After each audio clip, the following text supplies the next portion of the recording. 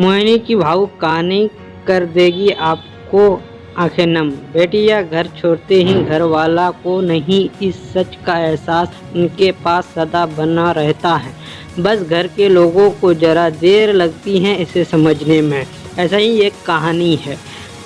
खिड़की के पास खड़ी मोहिनी सोच रही थी, भाई आने वाली हैं। इस पर बार न तो माँ को फ़ोन करके भैया के आने की बात कही और ना ही मुझे आने को बोला। ऐसा ही कैसे हो सकता है भगवान, बस ठीक हो सब कुछ। अपने सास से बोली, मान जी मुझे लग रहा है कि पता नहीं क्या हो गया है, मुझे कैसे भूल गए हैं। इस बार सास ने इजाज़त देते हुए कहा, कोई बात नहीं बेटा, तुम एक बार खुद जाकर देख आओ।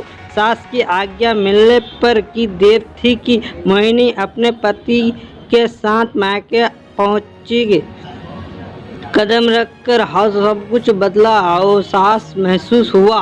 पहले जहां उसे देखते ही माँ पिताजी के चेहरे खुशी से खिल उठते थे, इस बार उन पर परेशानी की झलक साफ दिखाई दे रही थी। पहले भाभी उसे देखते ही दौड़ी चली आती और प्यार से गले लगा लेती थी, पर इस बार दूर से ही एक हल्की सी मुस्कान दे डाली। भैया भी ज़्यादा खुश नहीं दिखे। सिमरन ने जैसे तैसे एक रात बिताई, परंतु अगले दिन जैसे ही उनके पति उसके मायके छोड़ वापस गए, उसने अपनी माँ से बात की। तब उन्होंने बताया, इस बार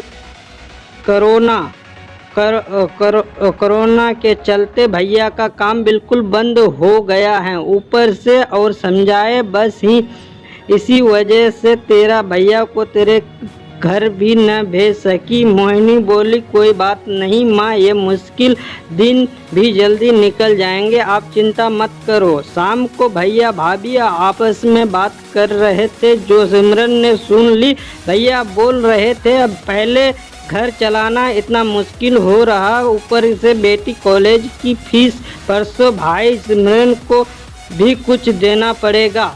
भाभी बोली, कोई बात नहीं आप चिंता ना करें, ये मेरी चुर्रियों के बहुत पुरानी हो गई हैं, इन्हें बेचकर जो पैसे आएंगे उसमें मोहिनी दीदी को त्योहार भी दे देंगे और कॉलेज की फीस भी भर देंगे। मोहिनी को ये सब सुनकर बहुत बुरा लगा।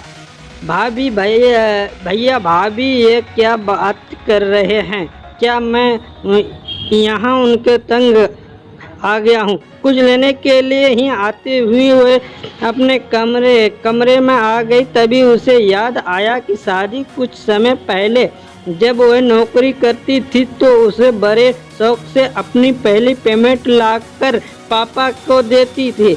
तब पापा ने कहा था, ये पैसे अपने पास ही रख ले बेटा, मुश्किल वक्त में काम आएंगे।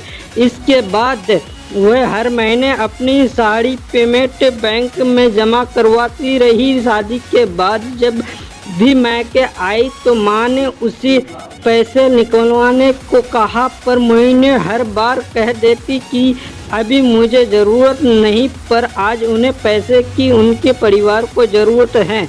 वह अगले दिन ही सुबह भतीजे को साथ लेकर बैंक गई और सारे पैसे निकालकर पहले भतीजे को कॉलेज की फीस जमा की और फिर घर का ज़रूरी सामान खरीद कर घर वापस आ गई। अगले दिन जब भैया का टिका किया तो भैया ने भारी आंखों से उसके हाथ 100 का नोट रख मोहिनी मना कर रहे लगी। तभी भैया बोले, ये सुगन है पगली, मना मत करना। मोहिनी बोली, भैया बेटिया मायके शगुन के नाम पर कुछ लेने नहीं बल्कि अपने माँ बाप की अच्छी सेहत की कामना करने। भैया भाभी को माँ बाप के सेवा करते देख ढेरों दुआएं लेने और बड़े होते भतीजे भतीजी की नज़र उतारने आती हैं।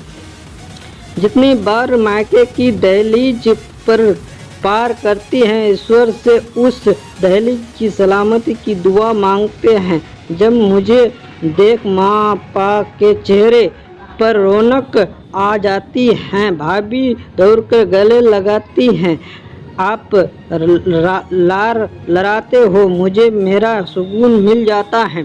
अगले दिन मोहिनी ने मायके से विदा लेकर ससुराल जाने के लिए जैसे ही दहलीज के पास कदम रखा कि भैया का फ़ोन बज उठा। उन्होंने अपने व्यापार के लिए बहुत बड़ा ऑर्डर मिला था।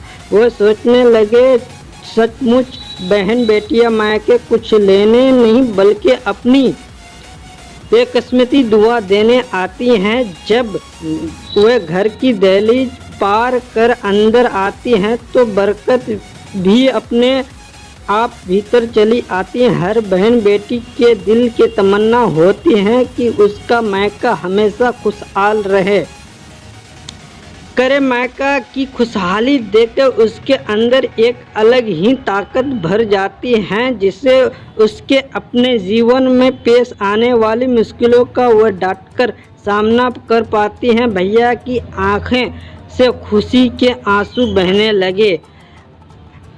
ऐसे ही